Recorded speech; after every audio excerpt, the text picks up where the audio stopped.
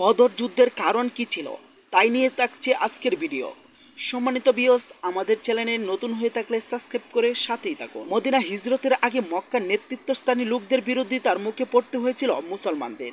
তবে পরবর্তীতে মক্কা মদিনার মধ্যে যুদ্ধের নৌপথের এটাই একমাত্র কারণ নয়। দ্বিতীয় হিজরি বর্ষের রজব মাসের 11 তারিখে মক্কার একজন গোত্রপ্রধান আমর বিন আল হাদরামি দুর্ঘটনাবশত মুসলমানদের হাতে নিহত হন। ইসলামের নবীস্থানীয় ঐতিহ্যে অনুসারে সেই হত্যার জন্য ক্ষতিপূর্ণ পরিশোধ করেন মুসলমানরা, কিন্তু মক্কার কুরাইশদের প্রধানরা এই ঘটনার ভীষণ ক্ষুব্ধ ছিলেন। ইবনে কালদুল লিখেছেন, আমর ইবনে আল হাদরামির মৃত্যুতে বদর যুদ্ধের প্রেক্ষাপট সূচিত হয়। শ্রাবণ মাসের ঘটে আরেকটি ঘটনা। কুরাইশদের সম্পদ বোঝাই একটি কাফেলা সিরিয়া থেকে মক্কায় আসছিল। তখন গুজব ছড়িয়ে পড়ে যে মুসলমানদের সেই বহনকেই আক্রমণ করতে চাই।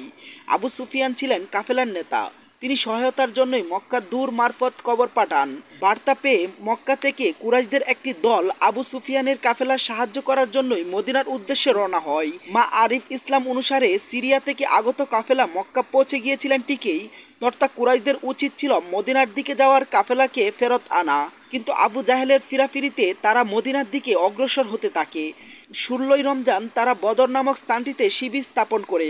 বলা হয়ে থাকে এ পক্ষে লোক সংখ্যা ছিল 900 থেকে 1000। তা সবাই ছিল সশস্ত্র বাহিনী। সংবাদ পেয়ে 12ই রমজান ইসলামের নবী বদর উদ্দেশ্যে অগ্রসর হন। 17ই রমজান 313 জন সঙ্গী নিয়ে তিনি ময়দানে কাছাকাছি পৌঁছান। খ্রিস্টাব্দের নিকিরে তারিখটা 624 সালের 13ই মার্চ।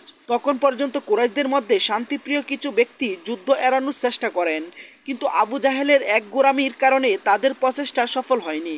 ফলে যুদ্ধের দামামা বেজে ওঠে মুসলমানদের পক্ষে।